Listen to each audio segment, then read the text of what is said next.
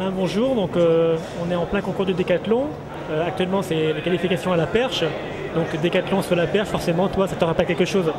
Oui, obligatoirement, c'est vraiment les deux épreuves que je préférais, même si je pense que j'étais plutôt perchiste dans l'âme. Mais le décathlon, c'est vrai que c'est ce que j'aimais, ce qui m'a permis d'arriver au plus haut niveau. Mais c'est vrai que j'étais avant tout perchiste dans l'âme. C'est vraiment si j'avais fait une épreuve, s'il a fallu que je fasse une épreuve, ça aurait été la perche. C'est une épreuve complètement différente. Donc c'est vrai que quand je regarde des concours de saut à la perche, je les regarde avec un œil un peu différent des observateurs classiques. On a déjà souvent parlé de ça, mais bon, ce concours de perche, justement, à Helsinki, sous la pluie, c'était 5,40 je crois. Tu crois bien, c'était bien 5,40 sous la pluie. Bon, capable de sauter 5,40 dans toutes les conditions, qu'il pleuve, qu'il neige, qu'il vente, qu'il y ait du soleil aussi, ça arrivait. C'était lors de la Coupe d'Europe, un mois avant, on était devenus pour la deuxième fois de suite champion d'Europe par équipe avec Christian Plazia, William Motti, Sébastien Lovic. J'avais fait 5,40 aussi, il y avait un soleil, il y avait 35 degrés ce jour-là. C'était pas pareil qu'à Helsinki. Donc ça fait dans toutes les conditions, donc ça rappelle naturellement Renault actuellement. Donc est-ce que tu aurais pu être à l'époque justement un perchiste comme Renault, capable de faire des sauts dans n'importe quelle condition bon, pas n'importe quelle position parce que la perche c'est technique. Je ne sais pas si ça rappelle Renault, je pense qu'on est sur deux mondes différents. Quand je sautais 5,40 m, c'est vrai que c'était dans des conditions un petit peu dantesques, ce qui m'avait amené sûrement le respect, pas sûrement, mais amené le respect des perchistes, que je les avais vus après le concours du décathlon. Ils étaient pratiquement tous venus me voir, tous les étrangers, en me disant comment tu as fait pour sauter dans ces conditions-là. Mais Renault, c'est encore autre chose. Lui, il va mettre les pieds et le bassin à 6 mètres.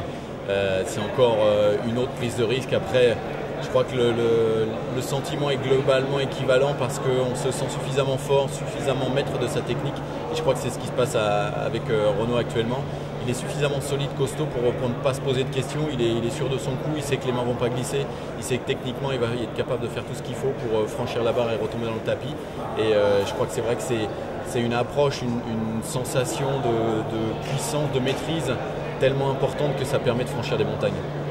Donc là, on est en plein concours de décathlon, quoi. Et donc toi, tu avais été donc champion d'Europe avec 8453 points. Je le lis parce que c'est un chiffre un peu plus compliqué que 5,40 m. Avec ce total, tu pourrais être sur le podium, je crois, ici. Oui, il y a de quoi faire le podium, il y a peut-être même de quoi faire le titre, je crois, avec 8450. On va retrouver un décathlon peut-être à peu près équivalent à ce qu'on avait connu à Helsinki, même si à mon avis, les 3-4 premiers vont être encore un peu plus serrés. Moi, je m'étais retrouvé avec 60 ou 70 points d'avance sur le deuxième, le Suédois Dagard à l'époque. Là, à mon avis, il n'y aura pas 60 points d'écart entre le premier et le deuxième parce que moi, je vois 4 athlètes capables d'être champions d'Europe ce soir, entre Romain Baraf, Kraushanka, il y a Paapil aussi, l'estionien, et puis un Hollandais qui arrive cette année, qui est tout jeune, qui a 23 ans, qui est un super sauteur à la perche, qui n'est pas encore extraordinaire aussi bien au disque qu'au javelot, mais qui progresse énormément. Tous ses records personnels datent de l'année dernière ou de cette année. Ça veut dire que ça va être un garçon qui risque peut-être d'être un peu dangereux. Après, on va voir si la tête suit, mais à mon avis, ça va jouer entre ces quatre-là. Donc, décathlonien perchiste, tu as été. C'est justement deux disciplines où il y a une philosophie particulière.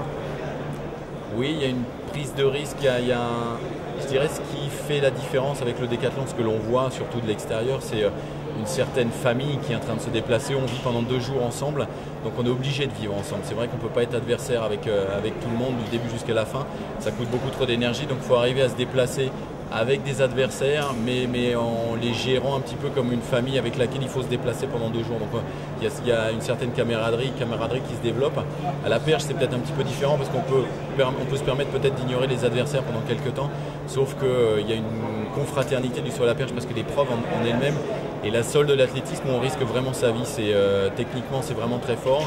Vous donnez votre vie à un engin, à une perche, et c'est la perche qui décide. C'est ce que vous avez donné à la perche qui va décider si vous retombez sur le tapis ou pas. Si on ne retombe pas sur le tapis, en général, on se fait très mal.